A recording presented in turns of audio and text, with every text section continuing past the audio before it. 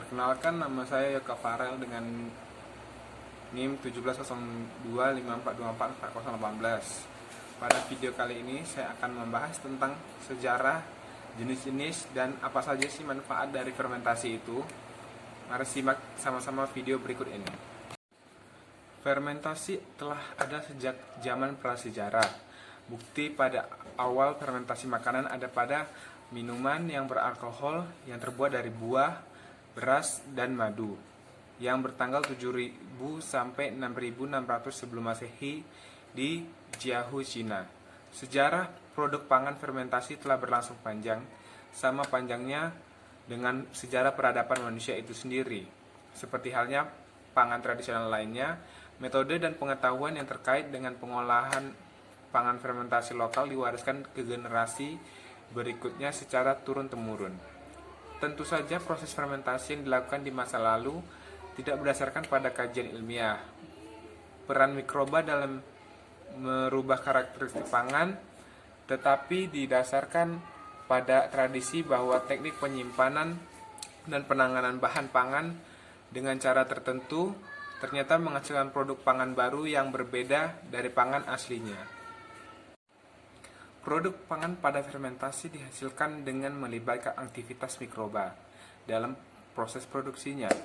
Selama fermentasi, terjadi aktivitas pemecahan komponen pangan karena aktivitas enzimatis mikroba, terutama enzim amilase, protease, dan lipase yang menghidrolisis polisakarida, protein, dan lemak menjadi komponen-komponen sederhana seperti asam, alkohol, karbon dioksida, peptida, asam amino, asam lemak, dan komponen-komponen lainnya. Asam, alkohol, dan karbon dioksida berperan penting dalam menekan pertumbuhan mikroba, pembusuk, dan patogen. Secara bersama-sama, komponen-komponen tersebut juga menyebabkan modifikasi dari tekstur, aroma, dan rasa sehingga dihasilkan karakteristik produk yang unik dan berbeda dengan produk asalnya. Sebenarnya apa sih tujuan dari fermentasi itu?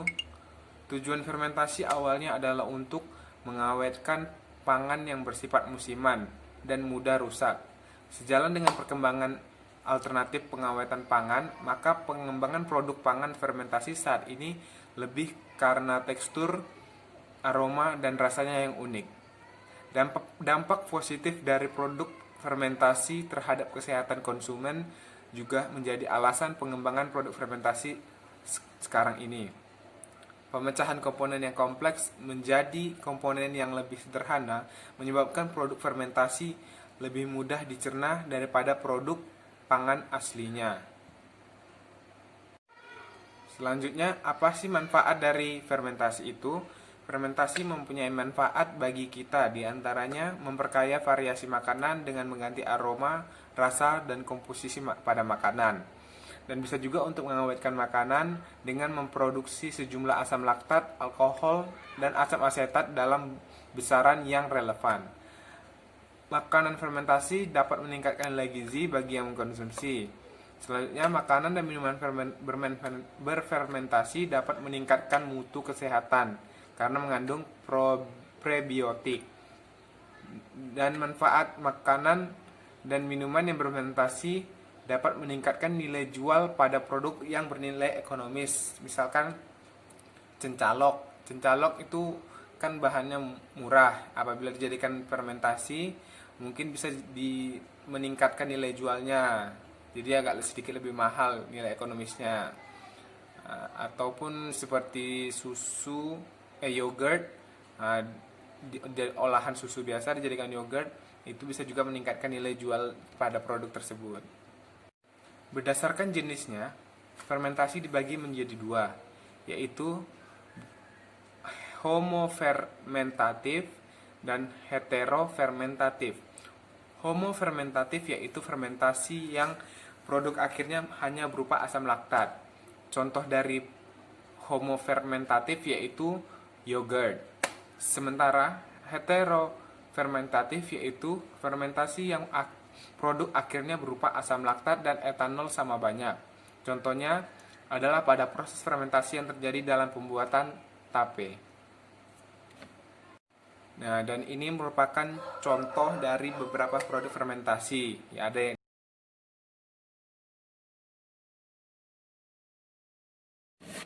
mungkin baiklah, sekian video dari saya. Apabila ada kekurangan dan kesilapan, mohon dimaafkan. Sampai jumpa di video-video selanjutnya. See you.